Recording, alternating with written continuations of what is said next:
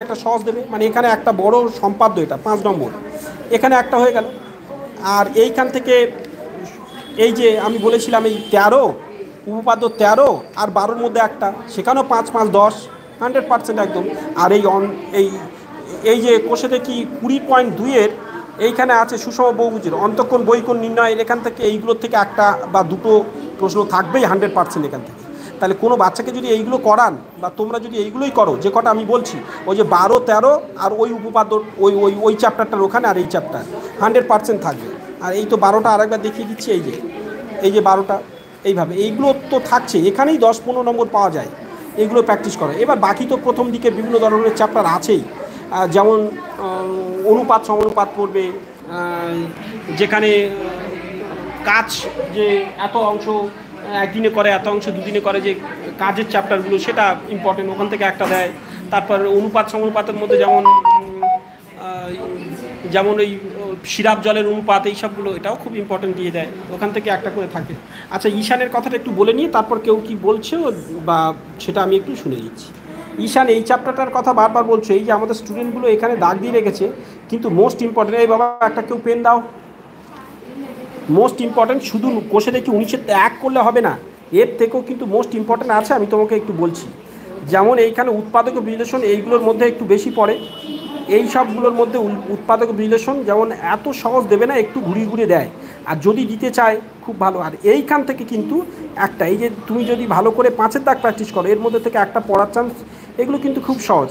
আর এই স্টেপগুলো কিন্তু তোমার ক্লাস 8-এ গিয়ে মিডিল টার্ম করতে সুবিধা দেবে। তো ফলে মিডিল টার্মের রুলস এখানে যেমন এই তুমি এই 5-এর দাগের থেকে একটা দুটো দেখতে পারো, এখান থেকে যেমন সবই তো একই নিয়ম, এর কোনো কোনো মানে কঠিন কিছু নেই। এখান থেকে যেমন তুমি দেখতে পারো এই এক্স দুটো আই, 4-এর দাগের এক্স দুটো আই, 4-এর দাগের এক্স 3টে আই আর এক্স ভি, এইগুলো মোস্ট ইম্পর্টেন্ট। এবং তারপরে আই এক্স 4-এর দাগের, এগুলোই ইম্পর্টেন্ট।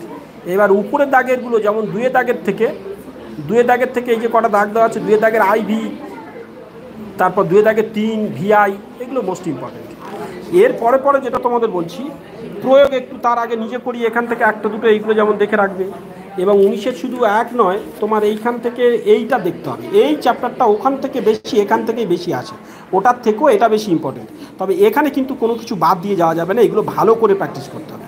তবু আমি তোমাদের ইম্পর্টেন্টলি দেখো, এখানে তোমার দেখাতে পারি কোনগুলো, যেমন এই এক্স এক্স, অর্থাৎ কোষে দেখি 19-এর 2 এক্স এক্স, খুব ভালো ইম্পর্টেন্ট হয় এক্স এক্স। এবং আমি তোমাদের বলতে পারি x x V, x x V.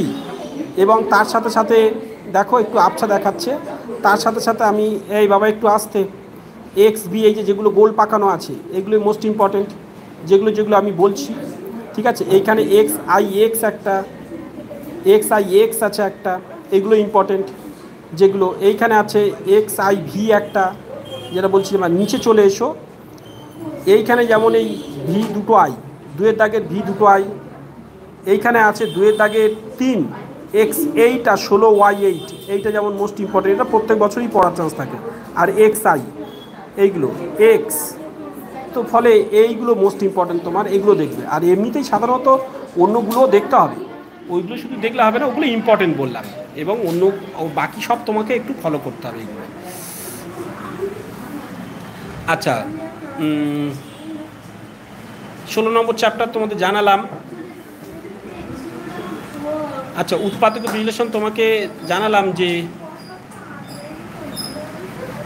জানালাম যে কিভাবে তুমি দেখবে একটু।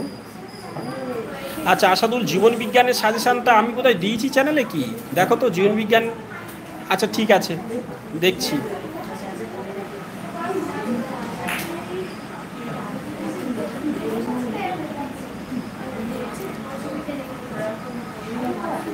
আচ্ছা, এই তোমাদের ভূগোল বই দাও তো, ক্লাস 7।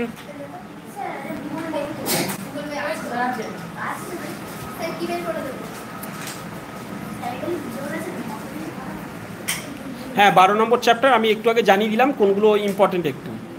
আচ্ছা, দেখিয়ে দাও ওই তোমাদের ভূগোল মাটি দূষণ যেটা আছে, সেই পার্টটা বের করে দাও আমাকে একটু। আচ্ছা, শুধু ক্লাস 7 8 না, 9 10 তোমাদের কিছু সমস্যা থাকলে বলো, প্রত্যেকেরই, ঠিক আছে, যে কোনো ক্লাসে তোমাদের কোনো সমস্যা হলে বলো আমাকে।